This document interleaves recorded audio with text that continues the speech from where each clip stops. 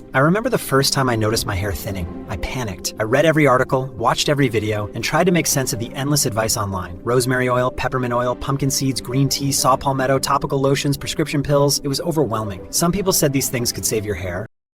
Others said they were useless. Some even warned that picking the wrong DHT blocker could make things worse. I had no clue who to trust. Years later, after researching peer-reviewed studies, talking to doctors, and seeing what really works in the real world, I finally understood the truth. Not all DHT blockers are created equal. In this video, I'm going to rank the most popular DHT blockers from worst to best. The ones that barely do anything, the ones that help a bit, and the ones that can almost completely stop hair loss if used correctly. And trust me, the number one option is far more powerful than most guys realize. Before ranking anything, you need to understand what you're actually trying to block. Hair loss in men isn't random. It's mostly driven by a hormone called DHT, dihydrotestosterone. Here's what happens biologically. Your hair follicles, especially at the temples and crown, are genetically sensitive to DHT. When DHT binds to these follicles, it slowly starts shrinking them over time. This is exactly why DHT blockers matter, because if you block DHT early, you can often freeze hair loss and sometimes even reverse it. So now that you understand the mechanism, let's start the ranking. Starting at the bottom of the list, natural oils. Things like rosemary oil, castor oil, pumpkin seed oil, peppermint oil.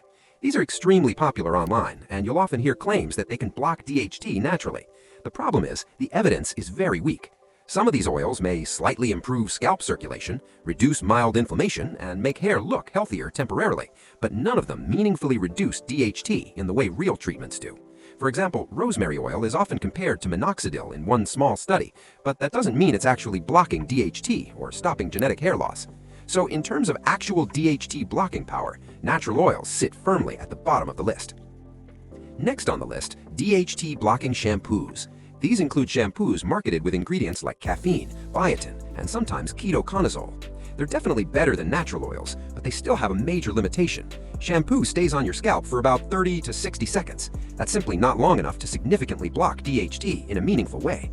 Now, some ingredients, especially ketoconazole, can still help. Ketoconazole has anti-inflammatory effects, antifungal properties, and a very mild local anti-androgen effect.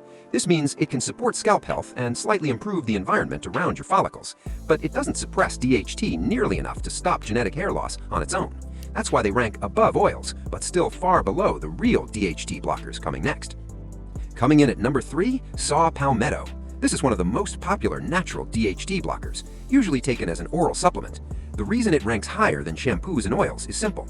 Saw palmetto is actually taken systemically, meaning it can influence hormones throughout the body, not just the scalp.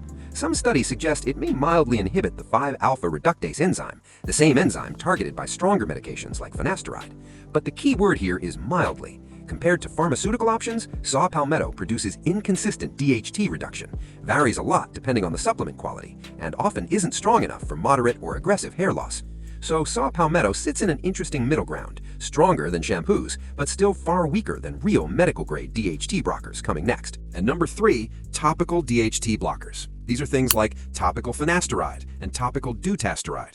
Instead of lowering DHT throughout the whole body, these are applied directly to the scalp, targeting the hair follicles locally. This is a big step up in effectiveness compared to saw palmetto. Why? Because you're directly blocking DHT where it matters most, at the follicle level. Topical DHT blockers can slow miniaturization, stabilize hair loss, and sometimes improve density. Another advantage is that systemic exposure is usually lower than oral medications, which is why some people prefer them. But they still have limitations. Absorption can vary depending on scalp condition, formulation quality, consistency of application, and if the medication doesn't penetrate properly, the effect may be weaker than expected. So topical DHT blockers are definitely effective, and for some people they're a great option. But in terms of raw DHT suppression, they still don't match the consistency and strength of oral treatments. That's why they sit at number 3. Strong, but not the strongest. Coming in at number 2, oral finasteride. This is where we move from moderate help to real hair loss prevention. Finasteride works by blocking type 2 5-alpha reductase enzyme that produces DHT, especially in the scalp, and this makes a big difference. On average, finasteride reduces DHT by about 60 to 70% in the scalp, 60% in the bloodstream. That level of suppression is usually enough to stop miniaturization in many men. This is why finasteride is considered the first-line treatment for male pattern hair loss. So finasteride is very effective, consistent, and backed by decades of data. But there's still one option that suppresses DHT even more aggressively, which is why finasteride sits at number 2, not number 1. At number 1, oral dutasteride.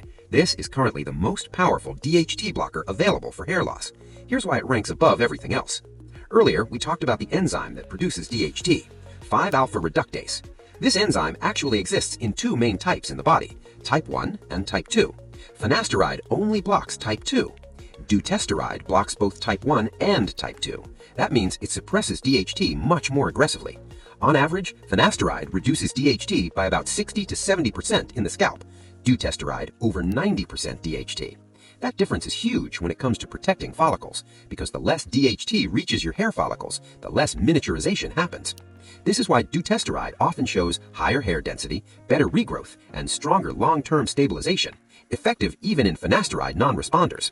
Another advantage is its long half-life, meaning it stays active in the body for weeks. This leads to very consistent DHT suppression, even if you occasionally miss a dose. So, in terms of raw effectiveness, dutasteride is clearly the strongest option.